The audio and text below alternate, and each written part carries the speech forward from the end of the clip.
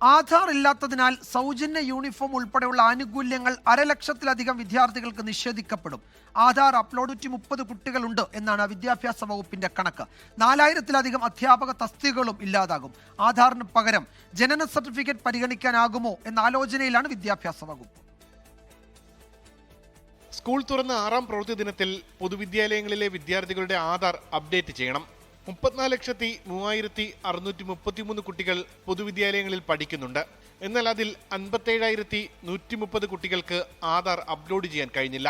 അതിനാൽ തന്നെ ഈ കുട്ടികൾ സൗജന്യ യൂണിഫോം പദ്ധതിയിൽ നിന്ന് പുറത്തായി. ഈ വിദ്യാർത്ഥികൾക്ക് സൗജന്യ യൂണിഫോം ലഭിക്കില്ലെന്ന് വിദ്യാഭ്യാസ വകുപ്പും വ്യക്തമാക്കി. ഇതിൽ ഏറ്റവും കൂടുതൽ കുട്ടികൾ മലപ്പുറം ജില്ലയിലാണ്, 15,472 പേർ.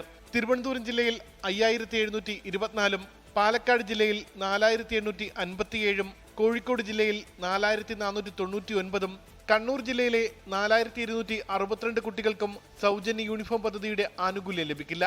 ഈ എണ്ണം കണക്കാക്കിയാണ് അധ്യാപക തസ്തികകളും നിശ്ചയിക്കുന്നത്. പൊതുവിദ്യാലയങ്ങളിൽ കുട്ടികളുടെ എണ്ണം കുറഞ്ഞതിനു പുറമെ ആധാർ അപ്ഡേറ്റ് ചെയ്യാത്ത കുട്ടികളുടെ കണക്ക് കൂടി നോക്കിയാൽ 4,090 അധ്യാപക തസ്തികകൾ ഇല്ലാതാകും.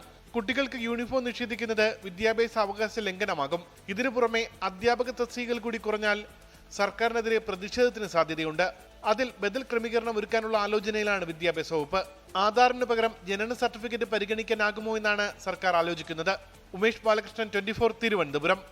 ലോകത്തെവിടെയായാലും ഏത് സമയത്തും 24 വാർത്തകളും ഓഗ്മെന്റഡ് റിയാലിറ്റി പാക്കേജുകളും എക്സ്പ്ലെയിനറുകളും വിശദമായി കാണാൻ ഞങ്ങളുടെ യൂട്യൂബ് ചാനൽ നിങ്ങൾക്ക് സബ്സ്ക്രൈബ് ചെയ്യാം.